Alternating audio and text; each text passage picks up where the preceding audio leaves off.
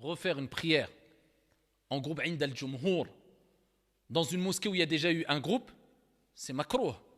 Tu sais qu'il y a eu salat al-dhuhr qui a été faite dans la mosquée, toi tu viens et tu fais un groupe et tu fais salat al-dhuhr.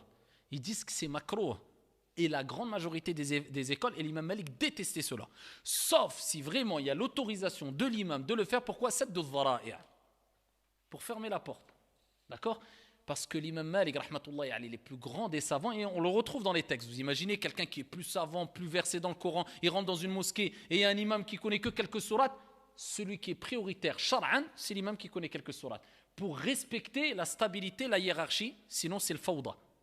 Et il détestait toutes les brèches ouvertes à al-fawda, parce que la fitna, c'est facile à l'allumer, mais à l'éteindre, seul Allah peut l'éteindre. Seul Dieu peut éteindre une fitna quand elle s'allume. Personne d'autre. Seul Allah Azza wa Jal peut le faire. Donc c'est pour ça que al-fitna, sadd al-dhara'i'. Le fait d'ouvrir cette porte à faire plusieurs groupes, après il y a des gens qui vont dire, et à l'époque vous savez qu'il y avait une grande fitna qui a eu, et on espère que cette fitna-là ne ressurgisse pas, à travers le tamadhhoub, le suivi des écoles. Certains étaient rentrés dans l'excès, et ils disaient, moi je prie que derrière un Hanbali. Le Maliki disait, moi tant que le Maliki il prie pas, moi je prie pas. Pourquoi? Parce qu'il disait que nous dans notre école, certains vont considérer qu'une chose fait partie, par exemple dans des écoles, une chose annule les ablutions, dans notre école non.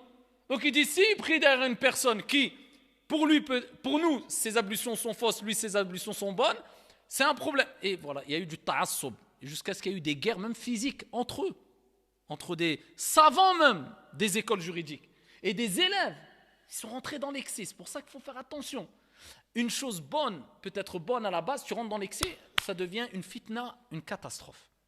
D'accord? Donc pour fermer ces portes, certains vont parce qu'ils veulent prier derrière un imam qui est de leur tendance, d'autres de leur groupe sauvé entre guillemets, d'autres parce que c'est un fasiq, ma prière est batela, d'autres alors que ça c'est une preuve de mes déficiences dans la science énorme. Pour fermer cette porte-là, khlas, il y a un imam, ratib, tu prends un groupe, tu veux pas, Allah ya'oun. Pour ça qu'Ibn Mas'ud et d'autres, quand ils venaient à la mosquée, ils voyaient que la prière en groupe était accomplie, ils faisaient quoi?